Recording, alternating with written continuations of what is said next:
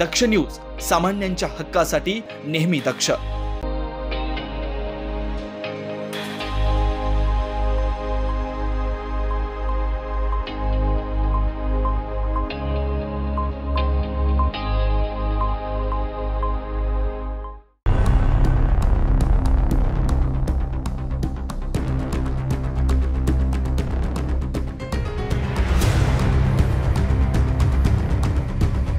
नमस्कार, माझं नाव गणेश निकुंबे।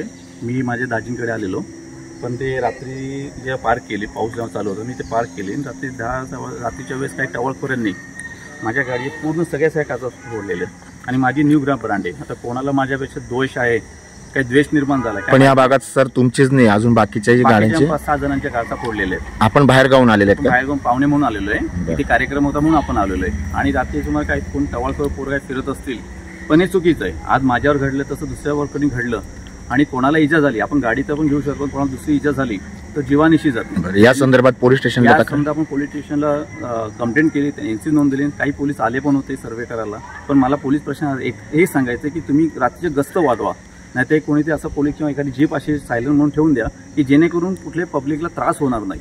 याच्या काही सामान्य नागरिकांचं नुकसान आहेत, पण हे नुकसान तर भरून जाईल, पण कोण जीवानिशी झालं तर ते भरता येणार नाही। हे प्रशासनाला माझं सांगणं आहे की प्रशासन याच्यावरती लक्ष द्यावं।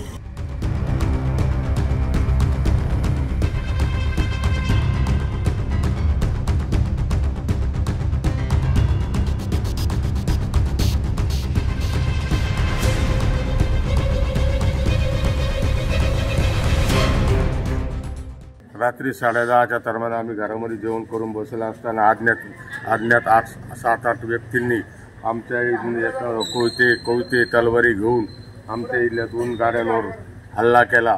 सर्व गाड्यांच्या काचा वगैरे फोडल्या आणि शिव्यागाळ करत पळत गेले। आमच्या इथून पुढे गेल्यानंतर पुढे बी 5-6 जणांच्या गाड्यांच्या काचा फोडल्या। बरं, त्यांच्या हातामध्ये काय होतं? कोयते, तलवारी। बरं, या संदर्भात तुम्ही पोलीस स्टेशनला कळवलं? आम्ही फोन केला होता 100 नंबरला, 112ला। त्यावेळेस पोलीस आले होते, त्यावेळेस पोलीस आले, बघितलं, निघून गेले।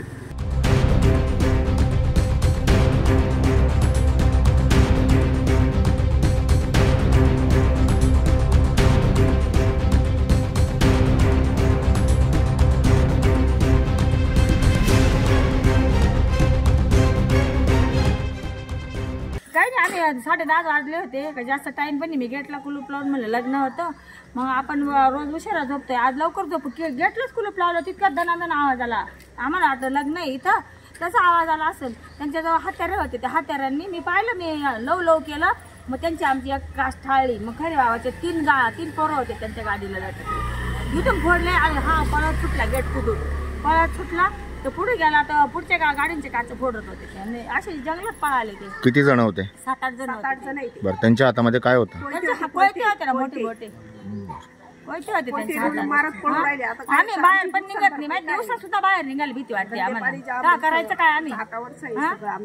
माझ्या नवत्याची सुना आहे, ते काय करायचं? वातावरण पोलिसांनी त्यांनी इथं काय चौकी इथं थांबायला पाहिजे, रात्री पोलीस असं करून इथं राहायला पाहिजे पोलिसांनी। ते चौकीने देऊ शकत, इथं येऊ शकता ना ते रात्रीचे।